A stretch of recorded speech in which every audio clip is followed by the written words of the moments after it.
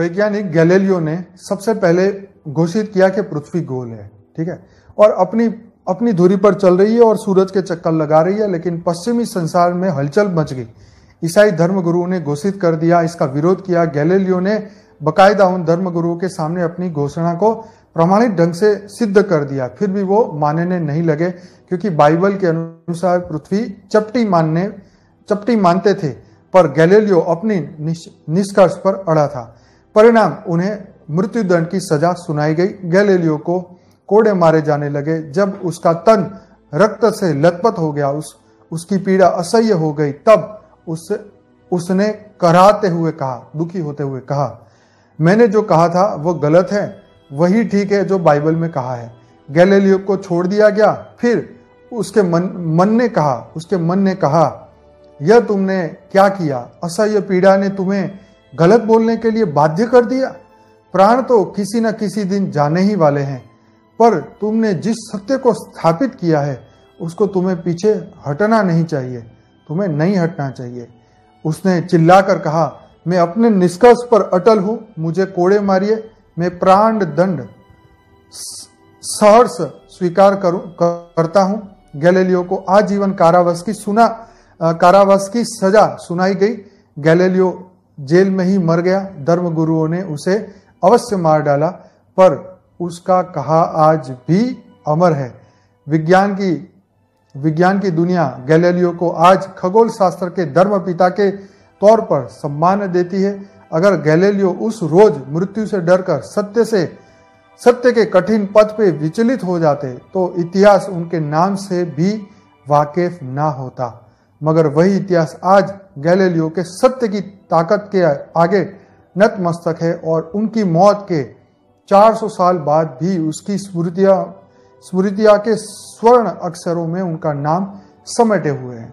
तो कितनी कमाल की बात है। ऐसा ही हुआ है, जो सत्य की बात करते हैं वो धर्म के लोग उसे या तो मार डालते हैं या चुप कराने की कोशिश करते हैं, क्योंकि पूरे धर्म में मतलब ये है कि कोई धर्म से आगे ना निकल जाए, कोई व्यक्ति अपने ज्ञान से विश्व को कंट्रोल ना कर ले। ये हर धर्म में कोशिश की जाती है। हर धर्म अपने आप को बढ़ाना चाहता है। आप देख ही रहे हैं, इतनी कुछ इस पे क्या बातें करें। लेकिन बात यह है कि जो सत्य के साथ चल रहा है, आज हमारा ज्ञान आगे क्यों नहीं चल पा रहा है, उसका कारण ये है कि बापूजी ने पहले ही कहा कि ये तो उन्हीं लोगों का ज्ञान है जिनके अंदर ये रिकॉर्डिंग है, जिसके अंदर परम सत्य की रिकॉर्डिंग है। इसीलिए ये ज्ञान सुनना, समझना, इस ज्ञान पे चलना एक सामान्य मनुष्य का कार्य नहीं है। और बल्कि मैं तो खुश हूं कि ऐसे ही आत्मा हमसे जुड़े जो ऑलरेडी इतनी तपस्या कर चुकी है, हर धर्म को और सभी चीजों को जान चुकी है, जीवन में उन्होंने बहुत पुरुषार्थ किया है। तो वो आत्माएं कभी छोड़ के जाती नहीं, वो हमेशा सत्य के साथ रहती है। और फालतू के लोग आएंगे, आपका टाइम वेस्ट करेंगे और फिर इधर उधर की बातें करके चले जाएंगे। तो इसीलिए सत्य का मार्ग कठिन है। सत्य से जुड़ने वाले लोग भी कठिन ही होते हैं। कठिन मतलब स्ट्रांग होते हैं। और हम ऐसी सभी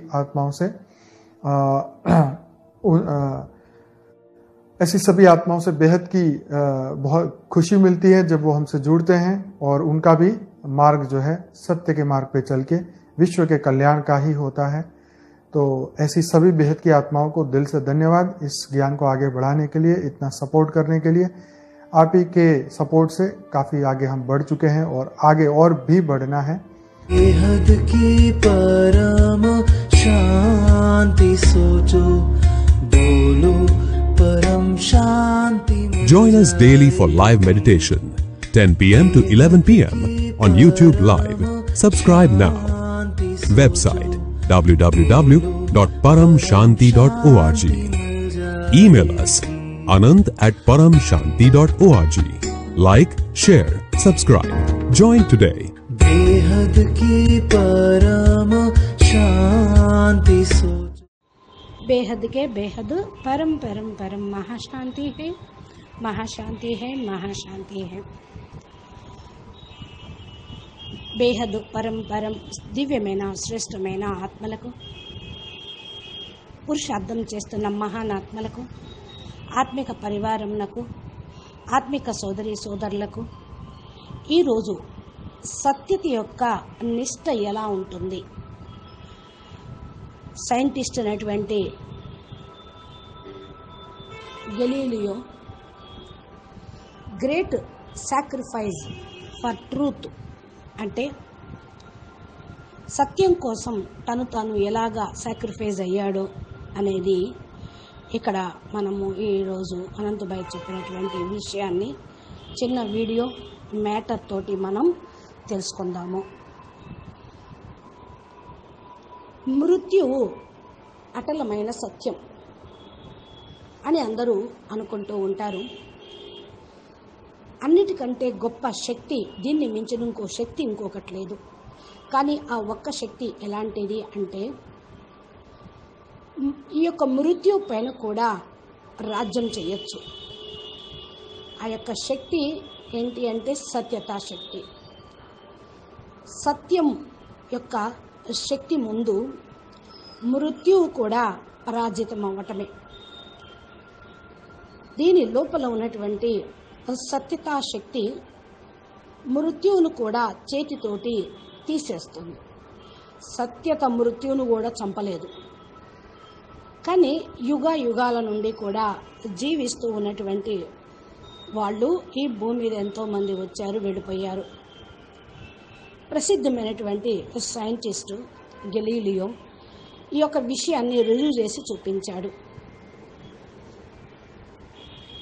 అంతరాత్మ యొక్క పరం శాంతిలో తను గెలీలియో పొందినటువంటి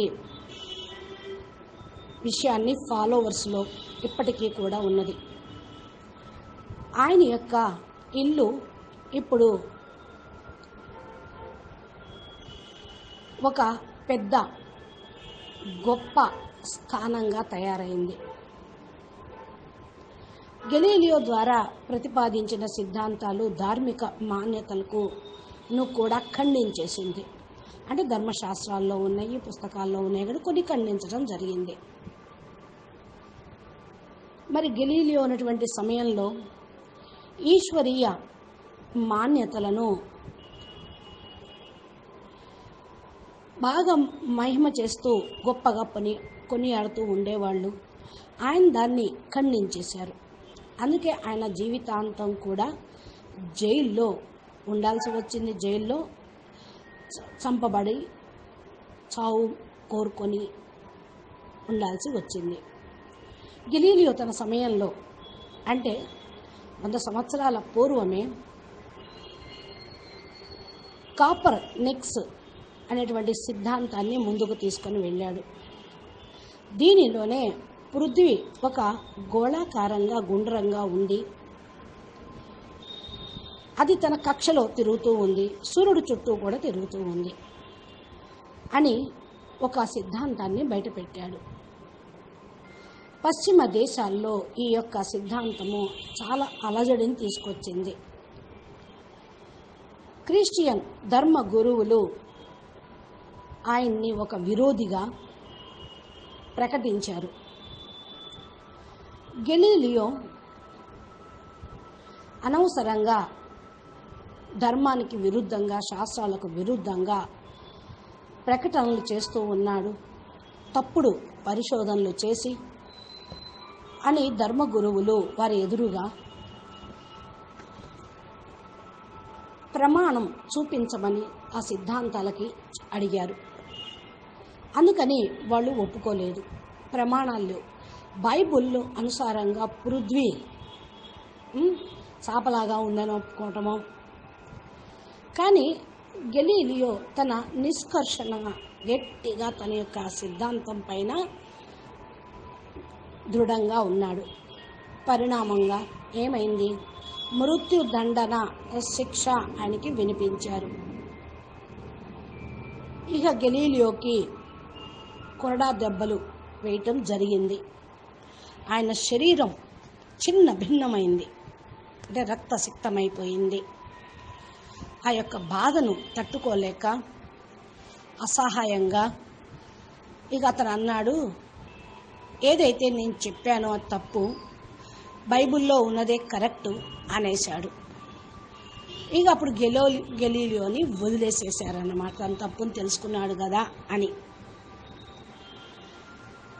గెలీలియోని వదిలేసిన తర్వాత తన మనసు తనకు చెప్తూ ఉంది, నువ్వేం చేశావు?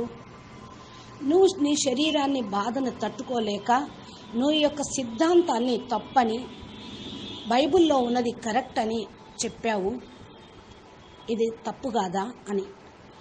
ప్రాణం ఏదో ఒక రోజు పోవాల్సిందే, కానీ ఏదైతే నువ్వు సత్యాన్ని రుజువు చేశావో, స్థాపితం చేశావో, దాని నుండి బయటికి తొలగకూడదు అని మనసు మొత్తుకొని చెప్తా ఉన్న అంతరాత్మ. అప్పుడు అతను చెప్తూ ఉన్నాడు నిష్కర్షంగా, గెలీలియో, నేను స్థిరంగా ఉన్నాను. నన్ను ఎన్ని కొరడాల దెబ్బలతో చంపినా, ప్రాణదండన ఇచ్చినా నేను స్వీకరిస్తాను అంటూ గెలీలియో ఆజీవన కారావాసమును స్వీకరించాడు. శిక్ష వినిపించారు ధర్మగురువులు, రాజు.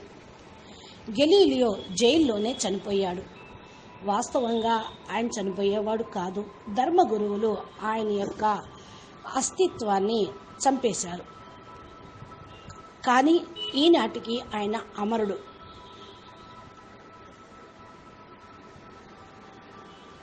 అంటే ఏదైనా సరే ఒక సిద్ధాంతాన్ని బయటపెట్టినప్పుడు దానికి పోరాడటం జరుగుతుంది. వైజ్ఞానికులు నాస్తికులు అంటారు, కానీ జ్ఞానం యొక్క స్థితి వాళ్ళకి తెలుసు. ఏదైతే విశ్వాన్ని కంట్రోల్ చేస్తూ ఉన్నదో అది భయం. ఆనాడు ధర్మపితలకు కూడా ఉన్నది. వారి యొక్క గొప్ప వాళ్ళ అనుచరులు వాళ్ళని ధిక్కరిస్తారేమోని, వాళ్ళ మహిమ పోతుందేమోనని ఇటువంటి దానికి విరుద్ధంగానే చేస్తూ ఉంటారు. ప్రతి ధర్మంలోనూ ప్రయత్నం జరుగుతూనే ఉంటుంది. సత్యంగా నిలబడి నడుస్తూ ఎవరైనా ఉంటే వాళ్ళకు కష్టాలు తప్పవు. అందుకే బాపూజీ ముందే చెప్తూ ఉంటారు, ఎవరి లోపల జ్ఞానం యొక్క రికార్డింగ్ ఉందో వారికే అర్థమవుతుంది అని. జ్ఞానం వినటం, వినిపించటం, అర్థం చేసుకోవటం అందరికీ సాధ్యమయ్యే విషయం కాదు అని. ఇలాంటి ఆత్మలే మనతో కూడా కనెక్షన్లోకి వస్తూ ఉన్నారు. వీళ్లకు అన్నిటికీ కూడా అన్ని తెలుసుకుంటూ ఉంటారు. వీళ్ళు చాలా పురుషార్థం కూడా చేస్తూ ఉంటారు. కాబట్టి ఈ సత్యతను తోడుగా నిలబడాలి. మరి గెలీలియో చనిపోయినా కూడా ఆయన ఈనాటికి అమరుడుగా ఉన్నాడు. సైంటిస్టులు, విజ్ఞాన ప్రపంచంలో గెలీలియో ఈరోజు ఖగోళ శాస్త్ర ధర్మపితగా గొప్పగా మహిమ పొందుతూ ఉన్నాడు. గెలీలియో ఆ రోజు మృత్యుకు భయపడి సత్యం కఠినమైనటువంటి మార్గంలో విచలితం కాలేదు. అందుకనే ఇతిహాసంలో ఆయన పేరు సువర్ణాక్షరాలతో లిఖించబడింది. కానీ ఇతిహాసం ఈరోజు గెలీలియో సత్యాన్ని ఒప్పుకుంటుంది కదా. అంటే మృత్యువు అనేది అటల సత్యము. 400 సంవత్సరాల తర్వాత కూడా ఆయన యొక్క స్మృతులు ఈరోజు కూడా అందరూ నెమరు వేసుకుంటూ ఉన్నారు. అదేవిధంగా బాపూజీ కూడా చెప్తూ ఉంటారు, ఏదైతే మరి బేహద్దు పిల్లలు ఉన్నారో పరమ సత్యాన్ని తెలుసుకొని చాలా పురుషార్థం చేస్తూ ఉంటారు. వీళ్ళు ఎప్పటికీ ఎక్కడికి ఇంకా వెళ్ళరు. సత్యాన్ని తెలుసుకున్నటువంటి పిల్లలు, బేహద్దు పిల్లలు మన దగ్గరికి కనెక్షన్లోకి వస్తున్నారు, అన్నింటినీ తెలుసుకుంటున్నారు. వీళ్ళు చాలా పురుషార్థం చేస్తూ ఉన్నారు. ఇంకా బాపును వదిలి, బేహద్దు జ్ఞానాన్ని వదిలి ఎక్కడికి వెళ్ళరు. ఎందుకంటే ఎవరైతే సత్యతకు తోడుగా నిలబడి ఉంటారో వాళ్ళకి ఎప్పుడు విజయం లభిస్తుంది. ఇంకా లో క్వాలిటీ ఆత్మలు, లో పవర్ ఉన్నటువంటి వాళ్ళు టైం వేస్ట్ చేస్తూ ఉంటారు. అక్కడ ఏం చెప్తారో, ఇక్కడ ఏం చెప్తారో, అక్కడికి వెళ్దామని వాళ్ళ మాటలు వీళ్ళ మాటలు వింటూ చెప్పుకుంటూ పోతూ ఉంటారు. అందుకనే సత్యమైన మార్గం కష్టంగా ఉంటుంది, కఠినమైనదే సరే, అయినా కూడా వదలవద్దు. బేహద్దు పిల్లలు సత్య మార్గం అనుసారంగానే విశ్వ కళ్యాణం అనేది చేస్తూనే ఉంటారు. జ్ఞానమును ముందుకు తీసుకుని వెళ్తూనే ఉంటారు. చాలా సపోర్టు కూడా ఇస్తూ ఉన్నారు బేహద్దు బాపుకి, బాపూజీ వీడియోలకు చాలా చాలా ధన్యవాదాలు. మీ అందరి సహయోగంతో విశ్వ సేవ కూడా చాలా ముందుకు వెళ్తూ ఉంది అని అనంతభాయ్ చెప్తూ ఉన్నారు. బాపూజీ దశరథభాయ్ తెలుగు ఛానల్లో కూడా ప్లేలిస్టులో అనంతభాయ్ మోటివేషన్, ఇన్స్పిరేషన్ వీడియోలు, బాపూజీ అద్భుత జ్ఞానము, మా ఇచ్చే మోటివేషన్ వీడియోలు, అవ్యక్తవాణిల యొక్క బేహద్ జ్ఞాన సారం సందేశాలు ఉన్నాయి. మీరు మా ఛానల్ని సబ్స్క్రైబ్ చేసి గంట సింబల్ని ప్రెస్ చేస్తే నోటిఫికేషన్ రూపంలో మీరు బాపూజీ అప్లోడ్ చేసే వీడియోలు పొందవచ్చు. అచ్చా, పరం శాంతి. నమస్తే, ధన్యవాదాలు.